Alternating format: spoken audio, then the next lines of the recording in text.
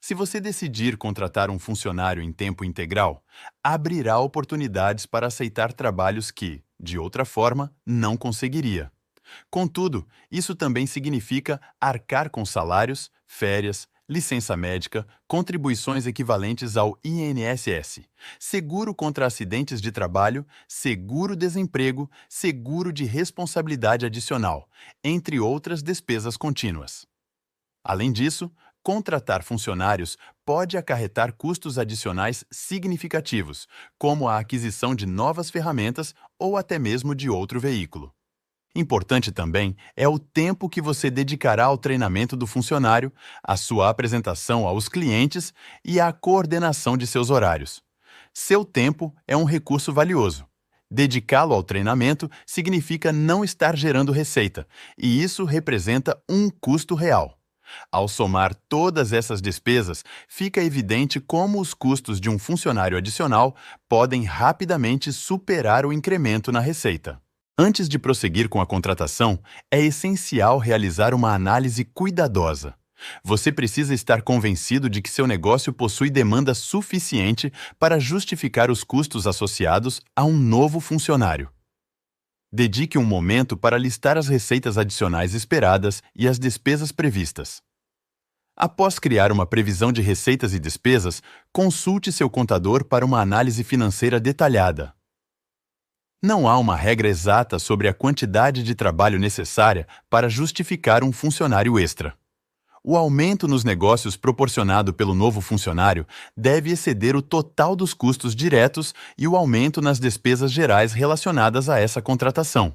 Pode ser surpreendente descobrir que um funcionário, cujo salário é de R$ 1.500, pode custar até R$ 3.000 por mês quando considerados todos os benefícios, o aumento nas despesas gerais e o tempo dedicado ao treinamento.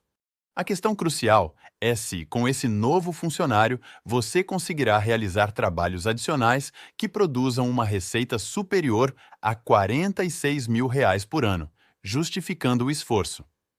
Não proceda com a contratação a menos que espere ganhar, no mínimo, R$ 10.000 a mais por ano do que o custo para manter o funcionário.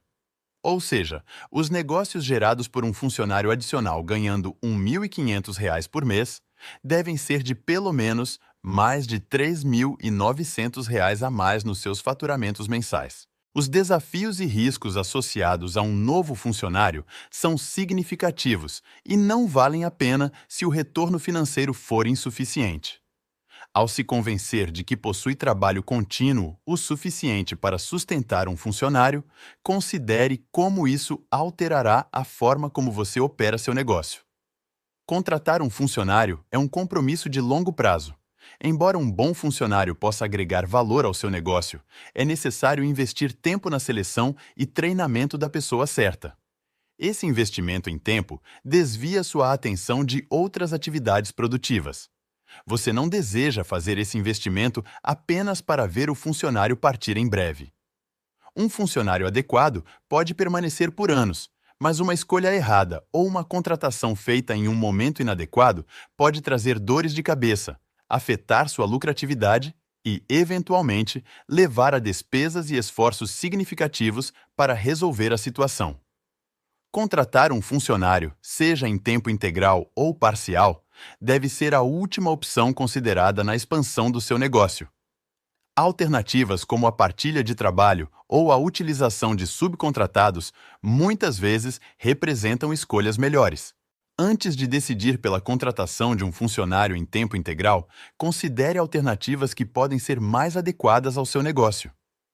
Ao enfrentar períodos de alta demanda, considere contratar partes específicas de um trabalho para outros profissionais que possam realizar serviços complementares ao seu. Cooperar com outro profissional do mesmo ramo para lidar com grandes projetos. O proprietário do projeto precisa concordar com essas abordagens alternativas. Tanto a partilha de trabalho quanto o uso de subcontratados permitem assumir projetos maiores que seriam inviáveis individualmente. Contudo, é importante estar atento às distinções legais entre empregados e prestadores de serviços independentes.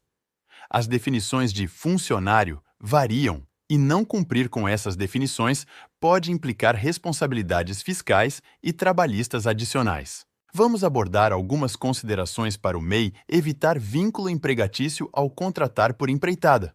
Em caso de dúvidas, vale sempre conversar com seu contador ou advogado.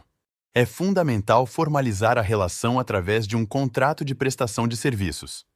Esse contrato deve especificar o escopo do trabalho, prazos, remuneração e afirmar claramente que a relação não configura vínculo empregatício. Garanta que o prestador tenha autonomia na realização do trabalho sem subordinação direta.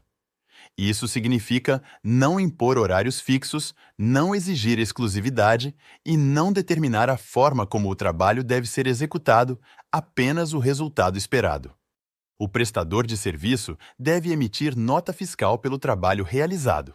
Isso é uma evidência importante da natureza comercial da relação e ajuda a comprovar que não se trata de um vínculo empregatício. Idealmente, o prestador de serviço deve utilizar suas próprias ferramentas e materiais. Quando o MEI fornece os materiais ou as ferramentas necessárias, isso pode ser interpretado como um indicativo de relação de emprego.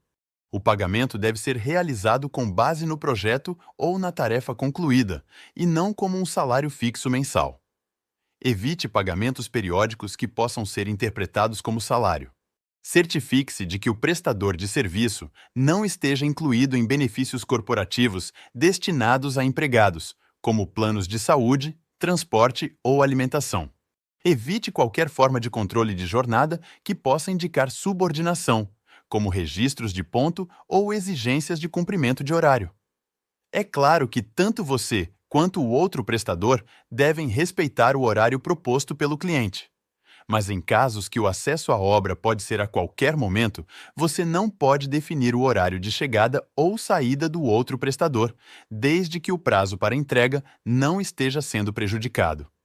O contrato deve prevenir prejuízos nestes casos, por isso, você não pode controlar a jornada do outro. A relação não deve demonstrar nenhum dos tipos de subordinação característicos de uma relação de emprego, garantindo que o prestador opere de forma independente. Se de alguma forma estiver gerenciando o que o prestador está fazendo o tempo todo ou dando ordens diretas, isso pode configurar uma relação de chefia. Diferente de orientar as expectativas e coordenar o trabalho em conjunto, que deve ser feita de forma que o relacionamento seja comercial e não de um funcionário. Tenha muito cuidado achando que está contratando outro MEI e estará livre de problemas.